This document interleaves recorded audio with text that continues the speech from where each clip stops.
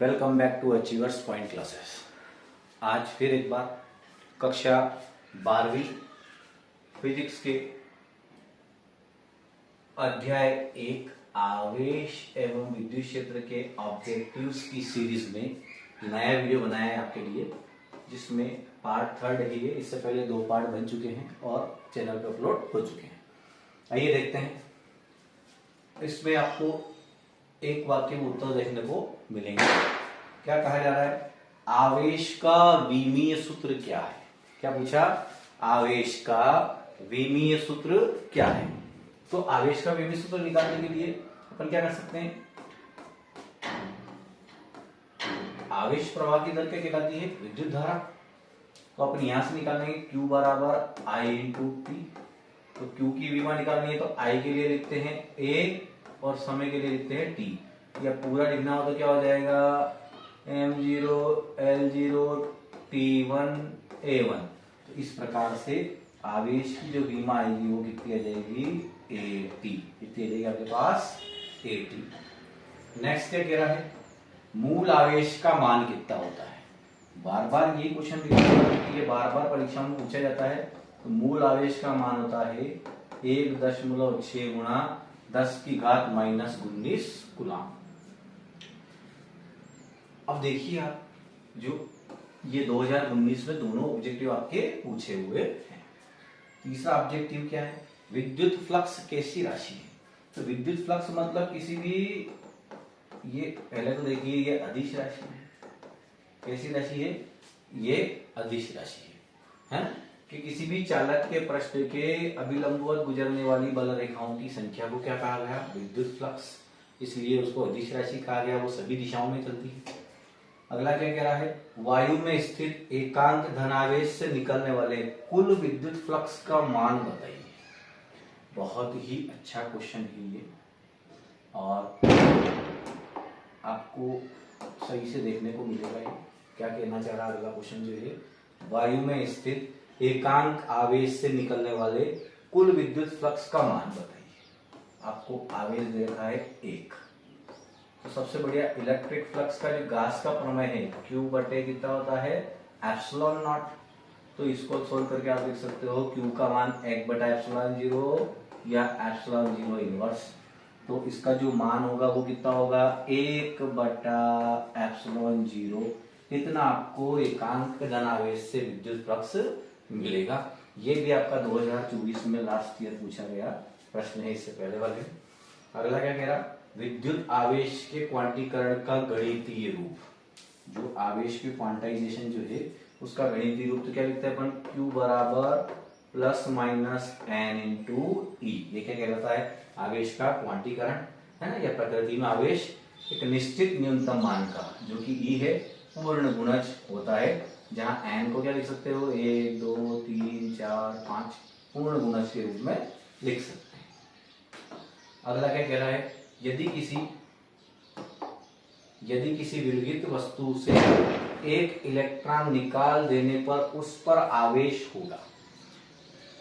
जब भी किसी पदार्थ से इलेक्ट्रॉन निकाल लिया जाता है तो उस पर धनावेश आता है, और उसको किसी पदार्थ को इलेक्ट्रॉन दिया जाता है तो उस पर ऋण आवेश आता है। प्रश्न क्या कह रहा है? यदि किसी विलगित वस्तु से एक इलेक्ट्रॉन निकाल दिया जाता है तो उस पर आवेश, एक इलेक्ट्रॉन है, इलेक्ट्रॉन पर आवेश कितना होगा? 1.6 माइनस 10 की घात -19 कूलम। इतना आवेश उसके ऊपर आएगा। अगला क्या कह रहा है? 7वां वाला, कि दो आवेशों के मध्य निर्वात के स्थान पर कोई पराविद्युत माध्यम रख दिया जाए, उनके बीच लगने वाला बल में क्या परिवर्तन होगा? देखिए क्या बोला, बल का मान कितना होता है कूलम के नियम से? 1/4πε0 के Q बटे r²। अब ये क्या कर रहा है? K के मान को, K को हटा के यहाँ कोई पराविद्युत माध्यम रख दिया जाए, तो जैसे ही पराविद्युत माध्यम का मान बढ़ेगा, बल का मान क्या हो जाएगा? घट जाएगा, क्योंकि बटे में है K का मान। तो क्या कह रहा है? जब भी किसी दो आवेशों के बीच पराविद्युत माध्यम रख दिया जाता है तो उनके बीच जो बल है उस बल का मान क्या हो जाता है? घट जाता है। इसी के साथ अगला क्वेश्चन देखते हैं। अगला क्या दिया हुआ आपके पास? अगला दिया हुआ क्वेश्चन नंबर 8 के बारे में बात करते हैं। क्वेश्चन नंबर 8 क्या कह रहा है, विद्युत क्षेत्र का मात्रक पूछा। सबसे पहले अपन बात करते हैं विद्युत क्षेत्र के बारे में। तो E बराबर होता है F/Q0, कि किसी आवेश को अनंत से विद्युत क्षेत्र में लाने में लगने वाला बल, ये किसी आवेश पर लगने वाला स्थिर विद्युत बल क्या कहलाता है, विद्युत क्षेत्र की तीव्रता। तो विद्युत क्षेत्र का F का मात्रक कितना, न्यूटन, और आवेश का मात्रक कितना, कूलाम। ये कितना हो जाएगा, न्यूटन प्रति कूलाम इसका मात्रक हो जाएगा। क्या कह रहा है, विद्युत आवेश Q के कारण R दूरी पर विद्युत क्षेत्र कितना होगा। बिंदु आवेश के कारण विद्युत क्षेत्र की तीव्रता का सूत्र पूछा जाता है, वो होता है 1/4πε0 Q/R²। अब बिंदु आवेश है तो सारी चीजें नियत रहेगी, तो इसको क्या लिखूंगा मैं, E समानुपाती 1/R²। तो जो विद्युत क्षेत्र आएगा वो कितना आएगा आपके पास, वो आएगा E समानुपाती 1/R²। मतलब दूरी जितनी ज्यादा होगी विद्युत क्षेत्र की तीव्रता उतनी ही कम होगी। अगला ऑब्जेक्टिव जो पूछा जा रहा है, रेखीय आवेश घनत्व का मान कितना होता है। 3 प्रकार के आवेश घनत्व होते हैं, रेखीय, क्षेत्रीय और पृष्ठीय आवेश घनत्व। रेखीय आवेश घनत्व को लैम्डा से डिनोट करते हैं। लैम्डा बराबर लिखते हैं Q/L, कि किसी चालक की एकांक लंबाई में उपस्थित आवेशों की संख्या क्या कहलाती है, रेखीय आवेश घनत्व। तो इसका अगर अपन मात्रक लिखना चाहें तो आवेश का मात्रक तो लिखेंगे कूलाम प्रति, दूरी का मात्रक क्या लिखेंगे, मीटर। तो मात्रक क्या हो जाएगा, कूलाम प्रति मीटर हो जाएगा। अगला क्वेश्चन बहुत अच्छी तरीके से क्वेश्चन दिया हुआ है कि R1 तथा R2 त्रिज्या के 2 गोलीय चालकों के पृष्ठ आवेश घनत्व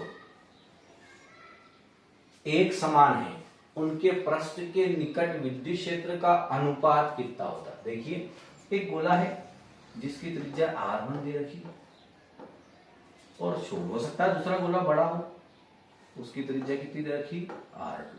लेकिन इनका पृष्ठीय आवेश घनत्व जो है, जिसको अपन सिग्मा से डिनोट करते हैं, सिग्मा क्या होगा, एकांक क्षेत्रफल में पृष्ठीय क्षेत्र में उपस्थित आवेशों की संख्या क्या कहलाती है, पृष्ठीय आवेश घनत्व। तो इसका भी एकांक क्षेत्रफल ले लेंगे, इसका भी एकांक क्षेत्रफल ले लेंगे। अब इसके कारण विद्युत क्षेत्र निकालो और इसके कारण विद्युत क्षेत्र निकालो।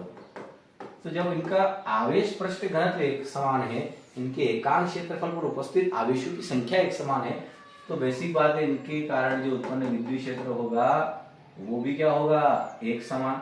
तो इनका अनुपात क्या आ जाएगा, 1:1 होगा। बहुत अच्छा प्रश्न है, और कभी परीक्षा में आ जाए तो क्या लिखेंगे, E1:E2 बराबर 1:1। इसके बाद अगला क्वेश्चन के बारे में बात करेंगे, प्रश्न क्रमांक 12 क्या कह रहा है, प्रश्न क्रमांक 12 देखते हैं। 12 को देखिए, एक विद्युत द्विध्रुव का आकार कितना होता है। तो विद्युत द्विध्रुव क्या होगा, विद्युत द्विध्रुव धन आवेश और ऋण आवेशों से मिलकर बनता है, और ये एक दूसरे को क्या करते हैं, अट्रैक्ट करते हैं या आकर्षित करते हैं। तो इसका आकार कितना हो जाएगा, 0 हो जाएगा। विद्युत द्विध्रुव का आकार कितना हो जाएगा, 0। एक दूसरे को अट्रैक्ट कर लेंगे वो या आकर्षित कर लेंगे। अगला क्या कह रहा है, 13वां, ऋण आवेश एक दूसरे को क्या करते हैं, ऋण आवेश मतलब सजातीय आवेश भी कह सकते हैं, चाहे वो 2 ऋण आवेश हो या 2 धन आवेश हो, वो हमेशा एक दूसरे को क्या करते हैं, प्रतिकर्षित ही करते हैं। अगला क्या कह रहा है, विजातीय आवेश एक दूसरे को करते हैं। विजातीय मतलब अलग अलग प्रजाति के, एक प्लस और एक माइनस। तो जब भी विपरीत आवेश आएंगे वो एक दूसरे को क्या करेंगे, आकर्षित क्या करते हैं, आकर्षित करते हैं। अगला क्या कह रहा है, कूलाम के नियम का सूत्र। कूलाम ने क्या कहा कि 2 बिंदु आवेशों के मध्य लगने वाला बल बताया। कितना होता है सूत्र, 1/4πε0 के पहला आवेश Q1 दूसरा Q2 बटे उनके बीच की दूरी का वर्ग, साथ में मात्रा कितना जाता है, न्यूटन। ये लिख सकते हैं। विद्युत द्विध्रुव की स्थितिज ऊर्जा, विद्युत द्विध्रुव की स्थितिज ऊर्जा होती है 0 लिखेंगे। कितना लिखेंगे, 0। अगला क्या लिखेंगे, किसी विलगित निकाय पर आवेश के साथ, विलगित मतलब वो किसी से स्पर्श नहीं कर रहा, अलग है, आइसोलेटेड कहते हैं, सबसे अलग, किसी से जुड़ा हुआ नहीं, किसी से स्पर्श करा हुआ नहीं, किसी भी वस्तु से संपर्क में नहीं है। उस स्थिति में अगर उसको आप 10 को आवेश दोगे तो हमेशा उस पर कितना रहेगा, 10 ही रहेगा। मतलब आवेश क्या होता है, संरक्षित होता है। या एक शब्द और यूज कर सकते हैं इसके लिए, आवेश सदैव नियत होता है। और लास्ट क्वेश्चन क्या कह रहा है, विद्युत क्षेत्र में किसी आवेश पर लगने वाला बल कितना होता है। ये इससे पहले भी आ चुका है, शायद रिपीट हो गया ये। आवेश पर लगने वाला बल क्या होगा, F बराबर Q0 इंटू ई। कितना बल लगता है, F बराबर Q0 इंटू ई। किसी विद्युत क्षेत्र में किसी आवेश पर लगने वाला बल कितना होता है, F बराबर QE या Q0 E। आगे बात करते हैं अगले क्वेश्चन के साथ। अगला आपके पास सही जोड़ी है, देखिए आप आपके